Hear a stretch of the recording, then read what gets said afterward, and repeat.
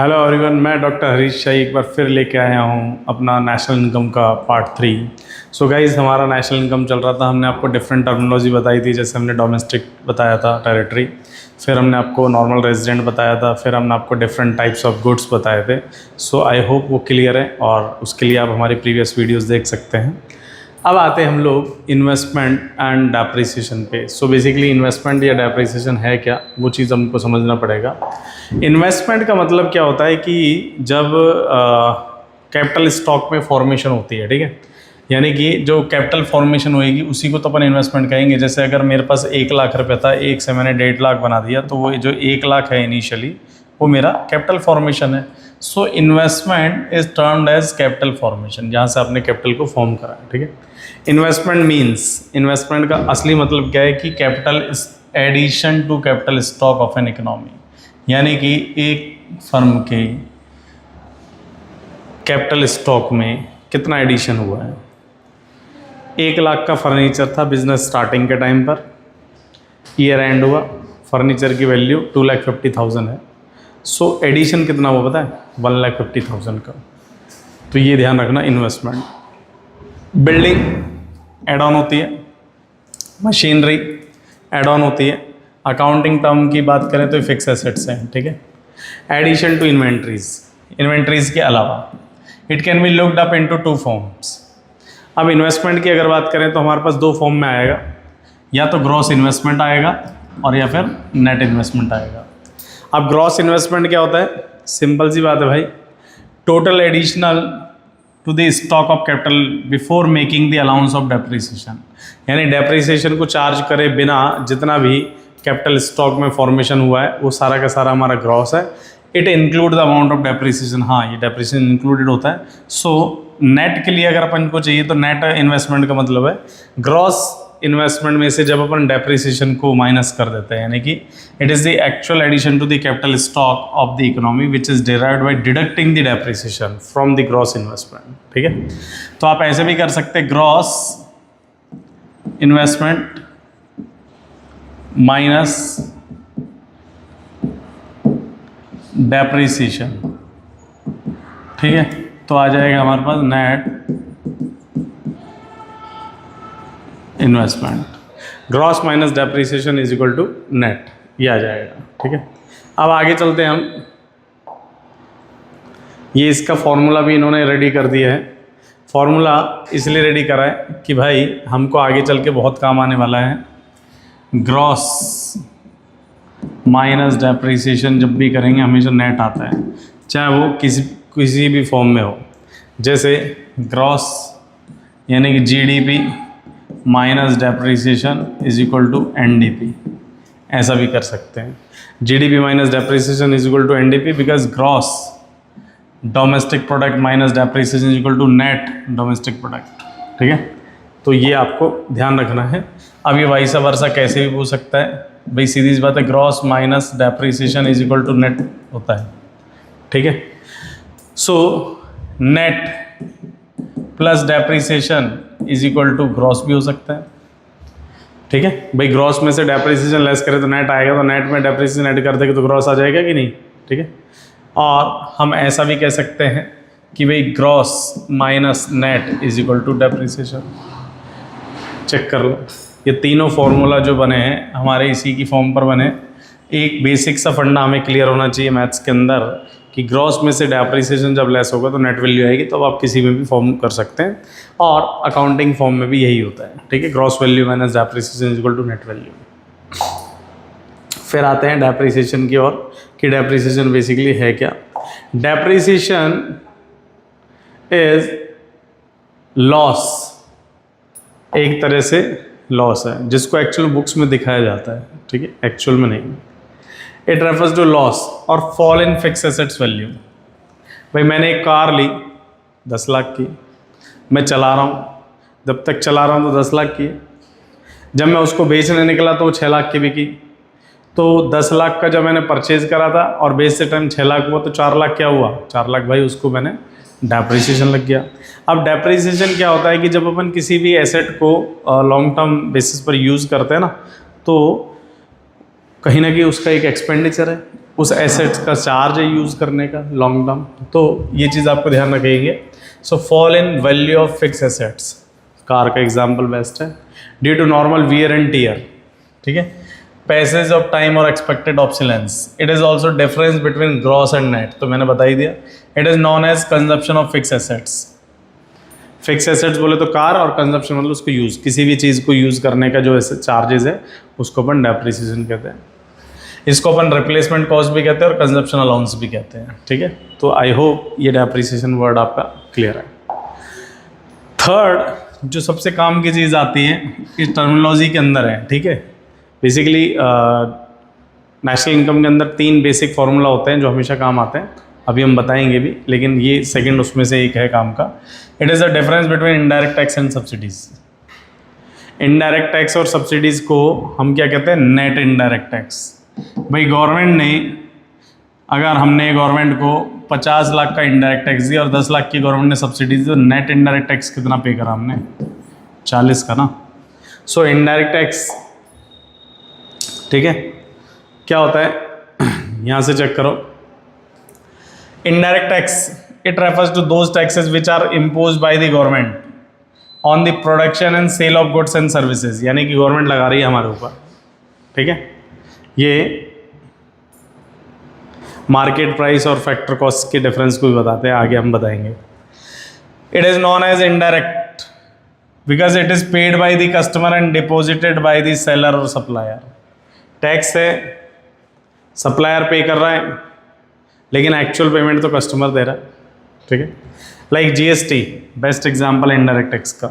Custom duty, excise duty. Now subsidies के, subsidies are the financial assistance, ध्यान रखना पूछ लेता है क्या होती है सब्सिडीज़। फाइनेंशियल असिस्टेंस, हेल्प है एक तरह की, provided by the government to the producer, यानी कि ये गवर्नमेंट किसको देती है, प्रोड्यूसर को, to fulfil its social welfareness objective. यानी कोई प्रोड्यूसर अगर मान लो सोशल वेलफेयरनेस ऑब्जेक्टिव कर रहे हैं, नहीं समाज के बदलाव के लिए, कल्याण के लिए, फ़ायदे के लिए हम कोई भी चीज़ जब करते हैं, like government provides solar panel at subsidise rate, it reduce the market price and it is known as cash grants, ठीक है। सो जब गवर्नमेंट सोलर प्लांट्स देती है तो इन सब चीज़ों को अपन क्या कहते हैं, सब्सिडी कहते हैं, ठीक है। वो कैश भी हो सकती है, डिस्काउंट प्राइस पर भी हो सकती है। सो आपको एक चीज़ समझनी पड़ेगी, market price minus indirect tax plus का सब्सिडीज कर दे तो फैक्टर कॉस्ट आ जाएगी। Market price minus indirect tax plus subsidies is equal to factor cost.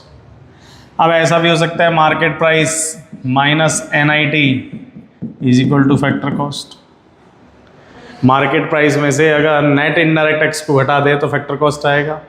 अब यहाँ पर इसके लिए समझना पड़ेगा कि इनडायरेक्ट टैक्स क्या है, net indirect tax is equal to indirect tax minus subsidies. आप एक एग्जाम्पल करके देख लो, भाई किसी भी चीज़ का एमपी 50,000 था, इनडायरेक्ट टैक्स 15,000 था, सब्सिडीज 5,000 था। कैलकुलेट एफसी, पहले अपन इससे कर लेते हैं फिर इससे कर लेते, बात एक ही आएगी। मार्केट प्राइस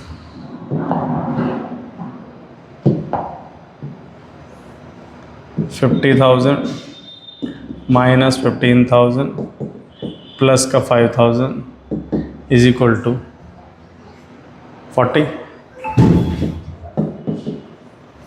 इससे कर लेते हैं 15,000 माइनस एनआईटी। एनआईटी बोलो तो इनडायरेक्ट टैक्स माइनस सब्सिडीज़, यानी कि हम अलग से करेंगे 15,000 माइनस 5,000 कितना आया 10,000।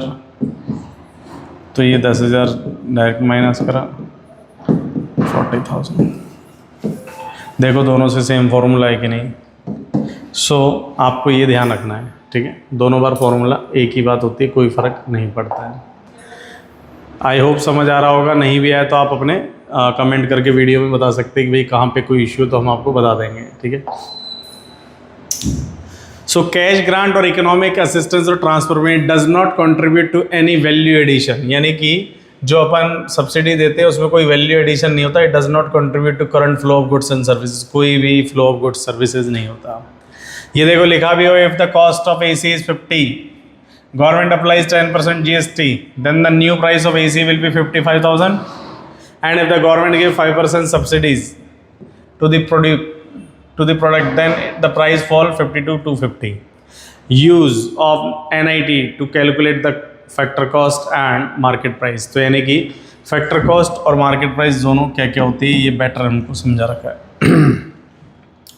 It refers to amount paid to factor of production for their contribution in the production process. Rent, wages, interest and profit. ठीक है. मार्केट प्राइस क्या है? It refers to price at which product is actually sold. ध्यान रखना, selling price in the market. So in the above example 52,250 is the market price.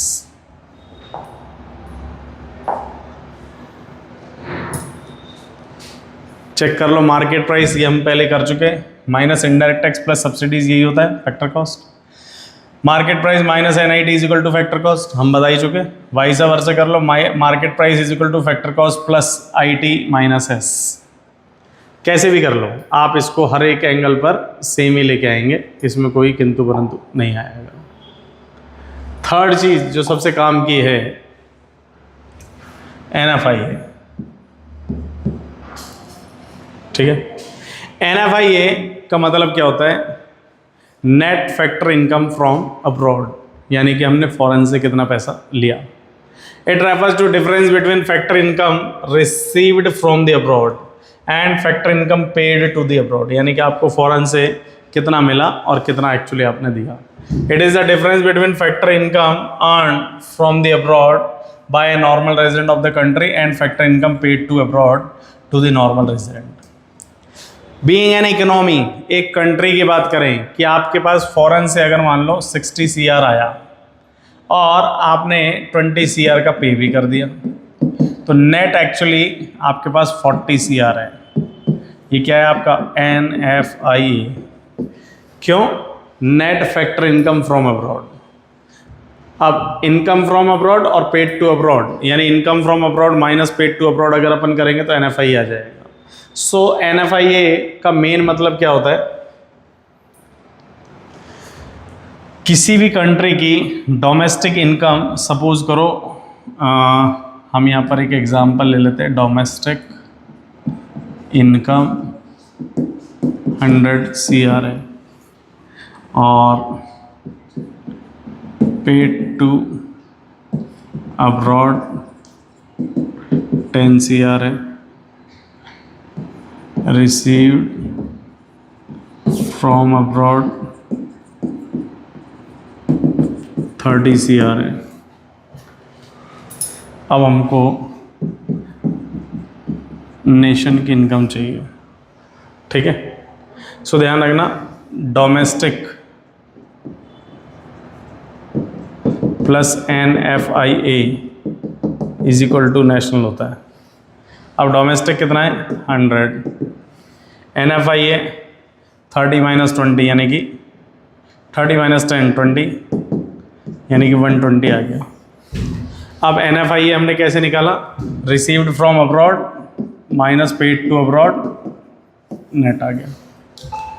तो actual में national income कितनी आ गई? 120. सो ध्यान रखना, NFIA को अपन कैलकुलेट करते हैं नेशनल इनकम के लिए by adding NFI into the domestic income. ये बड़े काम की चीज़ है कि अपन NFI को डोमेस्टिक इनकम में ऐड ऑन करते हैं. ठीक है. NFIA अगर पॉजिटिव है तो national income is higher than the domestic income, और NFIA अगर नेगेटिव रह जाएगा तो नेशनल इनकम हमारा कम हो जाएगा as compare to domestic income से. NFIA is national product is less, income earn from abroad, और यहाँ पर NFI इज पॉजिटिव तो income earn from abroad is higher than the income paid to abroad. तो सिंपल है, आपको foreign से पैसा आ रहा है कि जा रहा है वो चीज़ देखनी है. NFI अगर नेगेटिव है तो then the domestic product is less than the income paid to abroad. NFI अगर जीरो है तो दोनों हमारी क्या हो जाएंगी? इक्वल. ठीक है. कंपोनेंट ऑफ NFI की बात कर रहे हैं. अब NFI के 3 कंपोनेंट हैं. क्या क्या कंपोनेंट है वो मैटर करते हैं. पहला, net compensation of employ. Difference of income from resident lives in abroad for less than 1 year and no resident lives in within the domestic territory for less than 1 year. यानी कि जो भी बंदा 1 साल से कम सालों के लिए अगर हमारे यहाँ रहा है या फॉरेन में रहा है तो दोनों को अपन उसको कंपनसेशन मतलब नेट कंपनसेशन में ऐड ऑन कर देंगे, ठीक है। यहाँ पे आप चेक कर लेना। Net income from property and entrepreneurship, difference of income from property and entrepreneurship in the form of rent, interest and dividend and payment made to non resident. आपने कितना लिया है और कितना दिया है, यानी कि NFI में हम किस किस को ऐड ऑन करेंगे, कंपनसेशन एम्प्लॉय का अगर उसने कोई प्रॉपर्टी या एंटरप्रेन्योरशिप इनकम से करा है, या फिर थर्ड रिटेन अर्निंग, 3 सोर्स ही काउंट करेंगे NFI में। Difference between retain earning of the resident companies located in abroad and retain earning of non-resident companies located within the domestic territory। यानी कि हम अगर बात करें कि भाई NFI ये तो समझ आ गया कि factor income from abroad minus factor income to abroad है, ये तो ठीक है, लेकिन फैक्टर इनकम भाई किस किस वे में काउंट करेंगे, ऐसे तो बहुत सारी इनकम है। तो टोटल 3 तरह की, या तो एम्प्लॉय की कंपनसेशन हो, या फिर एम्प्लॉय को प्रॉपर्टी एंड एंटरप्रेन्योरशिप से आ रहा हो, या फिर जो एम्प्लॉई है या फिर मान लो हमारा जो रेजिडेंट है उसकी रिटेन अर्निंग से। तो 3 चीज़ें हैं। आई थिंक ये यहाँ पर कंप्लीट होता है हमारा यूनिट, और आगे की यूनिट के लिए हम आपके साथ कंटिन्यू करेंगे। For the time being video को लाइक करें, शेयर करें, कमेंट करें। Thank you so much.